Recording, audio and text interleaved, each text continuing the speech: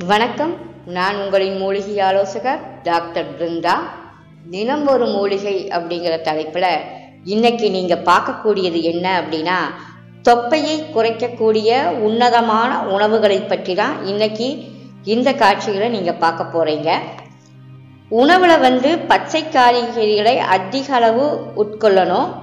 குறிப்பாக பாகற்காய், முட்டைக்கோசை ஜூஸ் போட்டு குடிச்சிட்டு வந்தாலே உடல் எடை விரைவில் குறைவதோட தொப்பையும் குறையும்.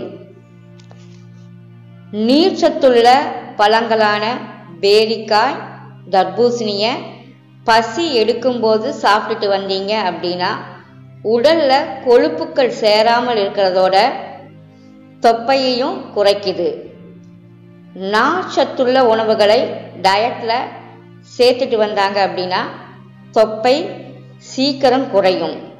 இன்னைக்கு இந்த தொப்பை அப்படிங்கிற விஷயம் பெரும்பாலான ஆண்களுக்கு பெரிய தொந்தரவாகவே இருக்கக்கூடிய விஷயமா இருக்கு.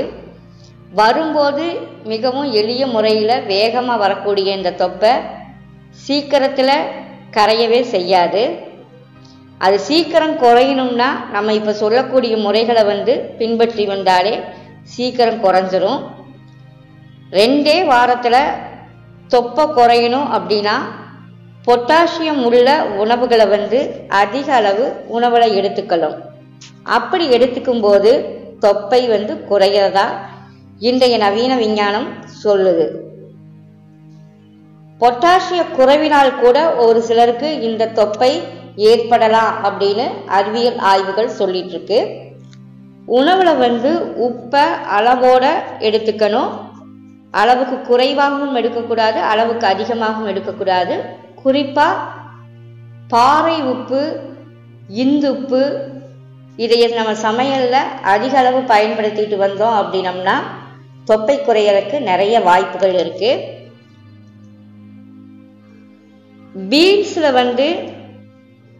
அதிக அளவு ஃப்ளாவனாய்டு இருக்கு. இந்த ஃப்ளாவனாய்டு கொழுப்பை கரைக்க உதவுது. அதனால் பீன்ஸை வேக வச்சு அதனுடைய தண்ணியை மட்டும் தினமும் வெறும் வயிற்றில் குடிச்சிட்டு வந்தாங்க அப்படின்னா 2 வாரத்தில் தொப்பை இருந்தளவை விட கொஞ்சம் குறைஞ்சிருக்கும். நீங்கள் பார்க்கலாம். அதைய உருளைக்கிழங்கு சாப்பிட்றதால கொழுப்பு குறைகிறதோட உடல் எடையும் குறையும். அதனால் உருளைக்கிழங்கை தவிர்க்க வேண்டாம்.